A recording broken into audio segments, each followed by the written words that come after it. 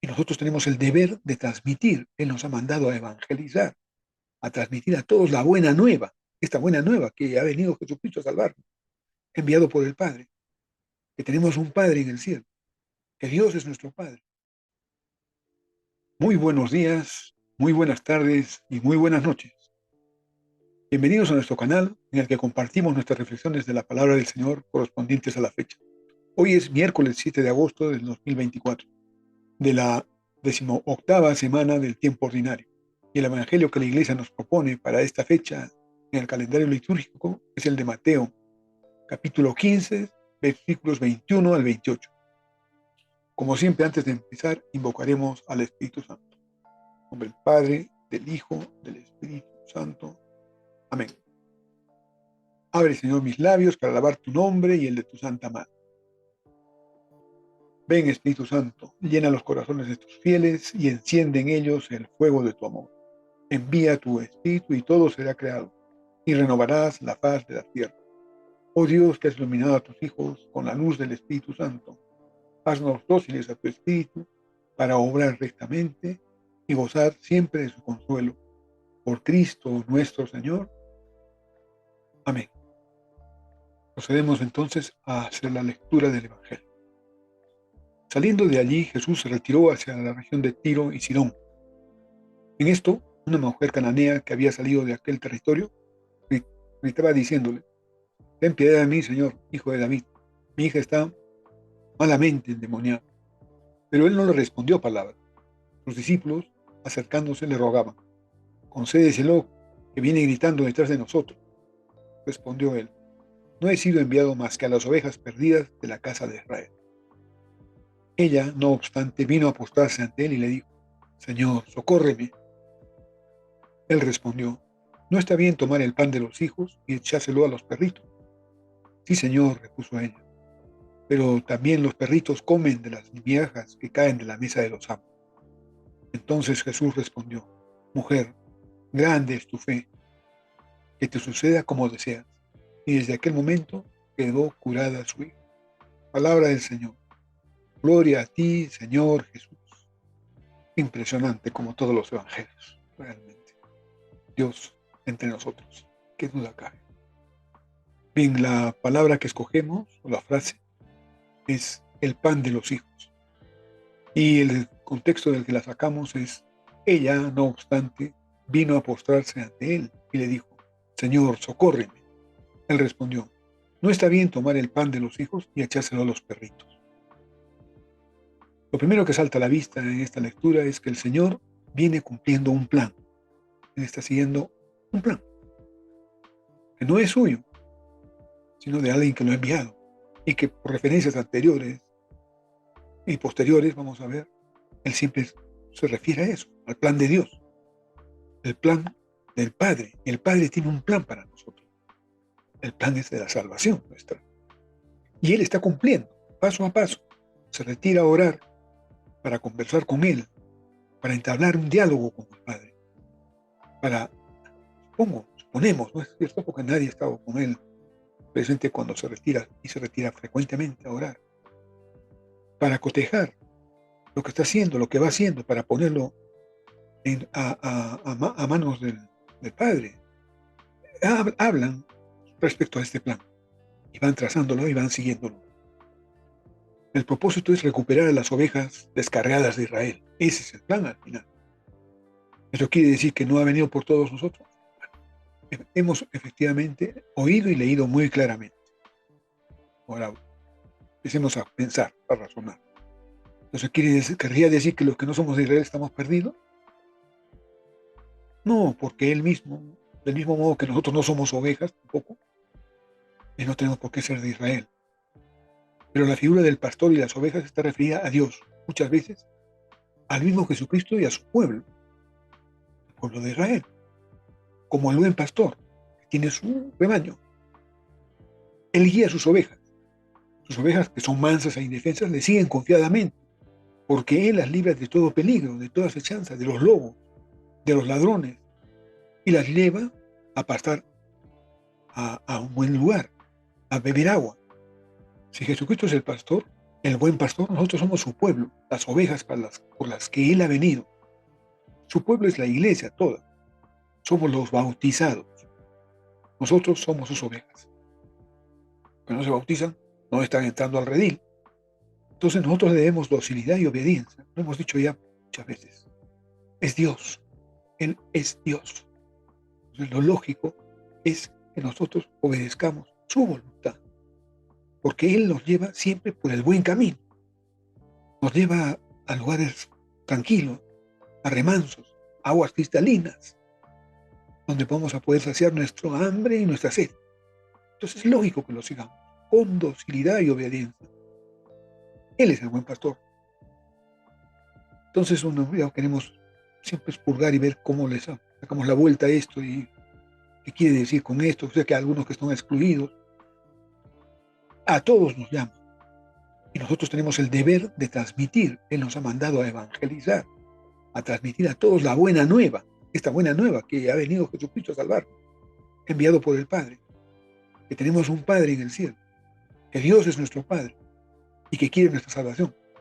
Nosotros tenemos una responsabilidad compartida con Él. Él nos acompaña, pero Él estuvo un tiempo, un solo tiempo, un corto tiempo, acá entre nosotros. Y lo que Él hizo fue transmitir este plan de Dios, ¿no es cierto?, a todos los discípulos, a la gente que tenía a su alrededor. Es ahora responsabilidad de todo ese entorno propagarlo por el mundo entero. Y se ha venido haciendo. Y eso es lo que se ha hecho. Y se sigue haciendo. A veces con retraso, a veces con retrocesos, ¿no? No muy claros. Somos humanos porque somos pecadores, es la verdad. Y entonces nosotros mismos a veces nos ponemos trampas. Es decir, los mismos bautizados, los que estamos en la iglesia, los que estamos en el redil, hacemos cosas que no están bien. Y retrasamos la evangelización del mundo entero. ¿Y cuántas almas perdidas seremos responsables? ¿Por qué? Por hacer nuestro trabajo en forma negligente. Nosotros tenemos una obligación, tenemos un deber que cumplir. Nosotros tenemos todos esta llave para la salvación de los demás en nuestras manos. ¿Qué tenemos que hacer? Predicar con el ejemplo. ¿Qué cosa? El Evangelio. Se trata de ir a pararse a las esquinas, ya lo he dicho también varias veces, ¿no? Y empezar a recitar y leer el Evangelio. Lo pueden hacer, seguramente, pero de eso no se trata. Se trata de que vivamos cristianamente, transformados por el Evangelio. Los Evangelios son fundamentales, es la palabra del Señor, la palabra de Dios. Tenemos que estar familiarizados con ellos. Está bien que un tiempo estábamos entregados al pueblo de Dios, a lo que dijeron los sacerdotes, porque éramos analfabetos. Pero ahora todos, en una inmensa mayoría, leemos. Podemos razonar, pensar. No nos dejemos influenciar por las malas ideologías. Concentrémonos en la palabra del Señor, que es la que debe ser nuestra guía diaria, no opcional, ni todo el tiempo. Todas nuestras acciones deben estar orientadas por el Evangelio, es decir, por la palabra del Señor. Si no la leemos, si no la conocemos, no sé, poco podemos pedir pues, al Señor, ¿no? No sabemos lo que quiere. Nosotros tenemos que enterarnos de Él. Tenemos que poner de nuestra parte. Para eso sabemos leer, para eso tenemos ojos, tenemos inteligencia, libertad. Es crucial la lectura y meditación del Evangelio. No es una cosa opcional y solamente la dejamos para los curas y entonces nosotros vamos a la misa a escuchar lo que dice el padrecito. Y a veces unos padrecitos están muy bien inspirados por el Señor, viven una vida ordenada, pero hay otros que no. Porque todos somos así, los humanos somos así. Y entonces te van a decir cualquier tontería y tú vas a creerla y vas a seguirla. O sea, no puedes actuar como niño. Todos tenemos que actuar maduramente. Para eso ha venido el Señor a enseñarnos. Entonces hagamos las cosas bien. Ahora diríamos que la fe, sin más, es suficiente para que el Señor se apiade, porque en este momento estamos viendo como la cananea, que es un pueblo pues, que tenía mucha rivalidad con los israelitas, ¿no? Entonces el Señor no debía atenderla, pero estaba molestando tanto, ¿no?, que los discípulos fueron a pedirle que por favor las atendiera, porque ya estaba gritando demasiado el Señor. Y después ella se acercó y él se apiadó por la fe que mostró. El diálogo es bello, es precioso, ¿no? Ya lo hemos oído, ¿no es cierto? O sea, también los perritos comen las migajas de sus amos. O sea, se contentaba con eso. Pero al decir que se contentaba con esas migajas, estaba realmente reconociendo su fe, o sea, que él sabía que con esas migajas el Señor podía curarla y cambiarla. Entonces de eso se trata. Nosotros también tenemos que entender eso. Tenemos que propagar el Evangelio al al mundo entero, con misericordia, con piedad, sabiendo que nuestros hermanos también lo merecen. Es decir, todos somos hijos de Dios. Es decir, tenemos la posibilidad de salvarnos. Todos, toda la humanidad entera. Pero para eso debemos integrarlos en la iglesia, mediante el bautismo. Que sean bautizados, que sean bautizados. Que todos sean bautizados, es lo que nos dice el Señor. Proclamen el Evangelio, bauticen, curen a los enfermos. O sea, tenemos muchas cosas que hacer. Tenemos que comprometernos con el reino para que el mundo entero entre al redil. No endulcorando, ni mintiendo, ni aguando la sopa, para que todo el mundo entre, incluso los pecadores y todo el mundo, vamos a ver, no es así. O sea, tú tienes que cambiar tu vida, tienes que dejar que el Espíritu Santo entre en tu vida. Y la única forma en que el Espíritu Santo entra es por el bautismo. Y luego, seguir el camino de los sacramentos. Entonces, después harás tu primera comunión, después harás tu confirmación. O sea, estar totalmente integrado a nuestra iglesia, aceptarla, aceptar a Jesucristo, aceptar a Dios. Eso es. Y entonces caminar con los demás, hacia ese mismo destino común. Pero eso depende también en mucho de nosotros, que nosotros prediquemos. Es preciso decirlo y distinguir esto, porque el Señor entiende la fe y la cura por su fe. O sea que la fe le puede salvar, es verdad. Pero no se trata de decir que tenemos fe, no se trata de decirlo, yo tengo fe, no, sino de manifestarlo con obras. Eso es lo que tenemos que hacer. ¿Y cómo se manifiesta la fe con obras? Amando al prójimo, justamente cumpliendo con nuestras responsabilidades y nuestras tareas, las tareas que nos encomienda el Señor. En primer lugar, vivir teniendo a Dios en el medio de nuestra vida, en el centro. Si nos amamos, es prueba suficiente de fe. Amar. O sea, la fe sin obras es una fe muerta, lo dice Santiago. Entonces, lo que tenemos que tener nosotros es mostrar nuestra fe con nuestras obras. El amor habla de nuestra fe. Y eso es lo que conmueve a nuestros hermanos y los lleva a la conversión. Y en este caso, le conmueve al Señor la fe que tenía la cananea. Entonces, si amamos, seremos acreedores de las promesas de Jesucristo. Entonces, como hemos dicho, tenemos que oír y hacer lo que Él nos manda. Parece sencillo, ¿no? Bueno, pero ya sabemos que no es tan sencillo. Tenemos que ser consecuentes, tenemos que llevar una vida ordenada, ¿no? Ejemplar. Debemos procurar. El problema surge cuando nos confrontamos con la realidad. Claro, es muy fácil hablar, decir, la teoría es fácil.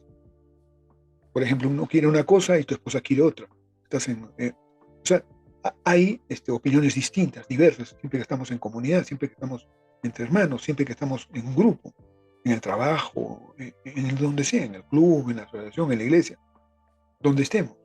Entonces hay que saber discernir, saber comprender, ceder cuando se pueda y ser, ¿cómo se llama?, rígido cuando hay que hacerlo, ¿no es cierto?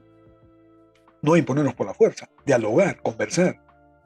Nadie tiene el derecho de quitar la vida a nadie, a otra persona. Ese es un principio que debemos respetar. En todo caso, nosotros respetamos la vida porque la vida es un don que hemos recibido de Dios por su voluntad. Entonces nadie tiene derecho a quitarla, nadie, ni uno mismo.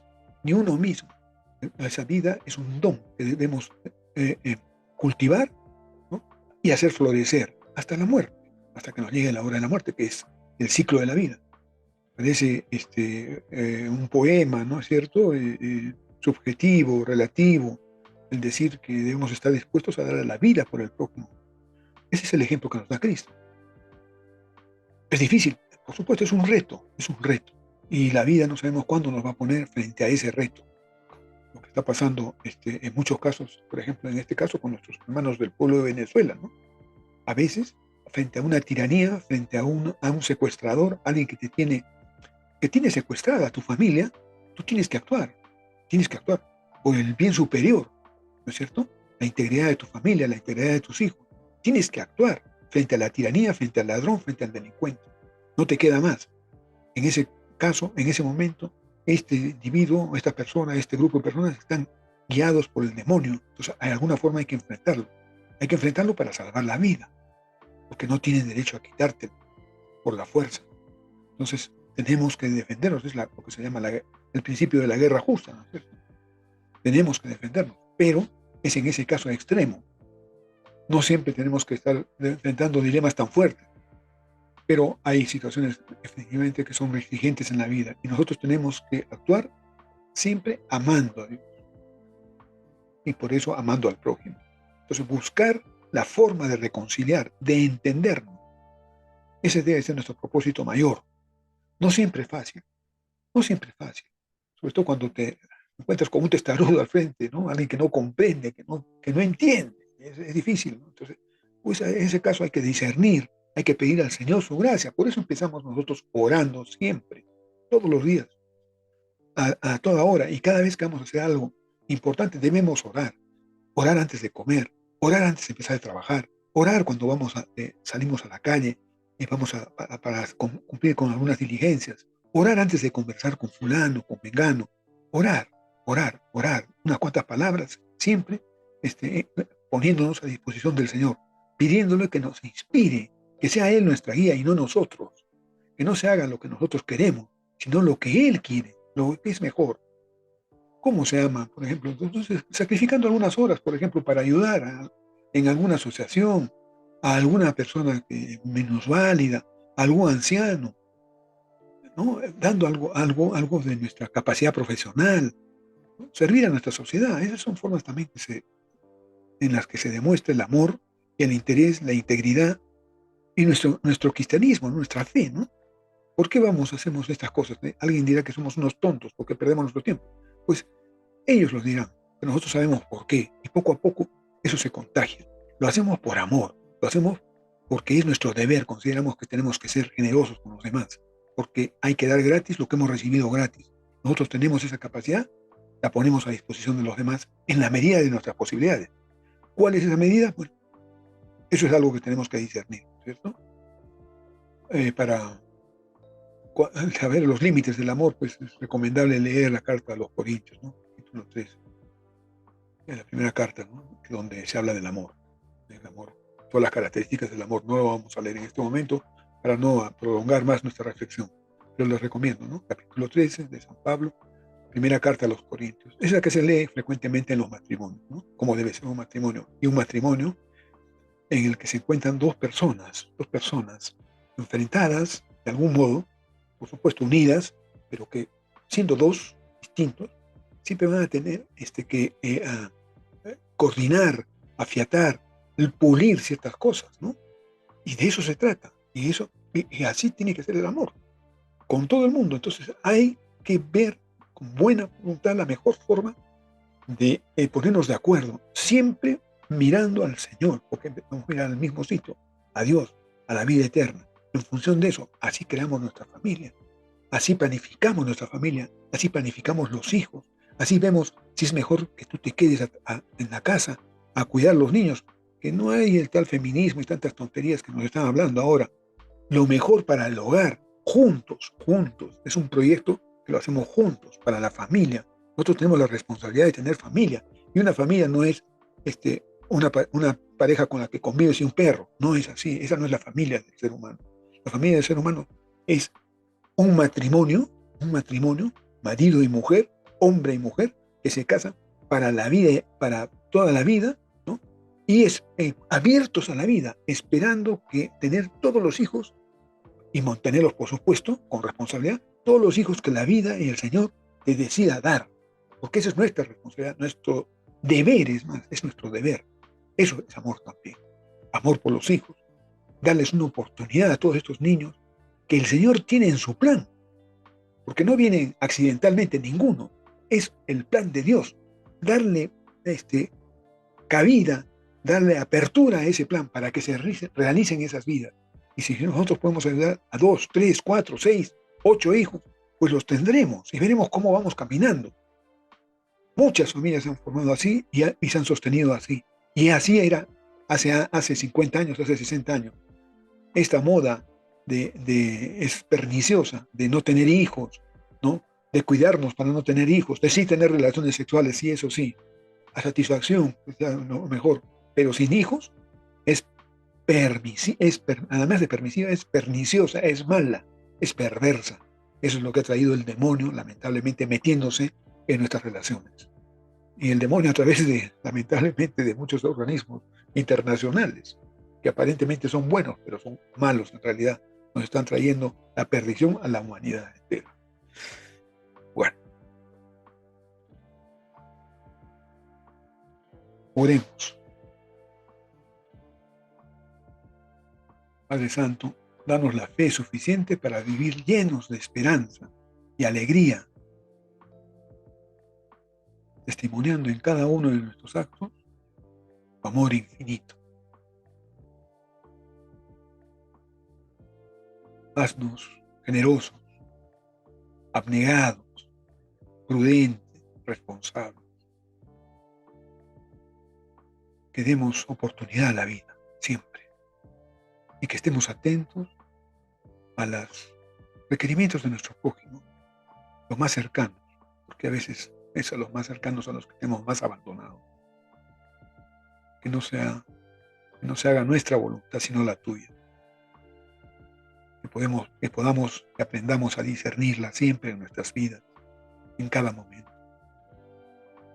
Todo esto te lo pedimos por Jesucristo nuestro Señor, que contigo vive y reina y en unidad del Espíritu Santo es Dios, por los siglos de los siglos. Amén. Del Padre, del Hijo, del Espíritu Santo. Amén. Muchas gracias, hermanos.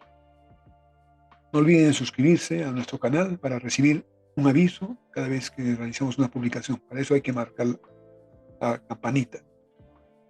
Y pónganle me gusta pues al video. Si pueden poner algún comentario, también se los voy a agradecer. Siempre que sea bueno, ¿no? Y si no te gusta, y si no eres creyente, no tienes por qué ver este canal. O sea, no tienes por qué ver.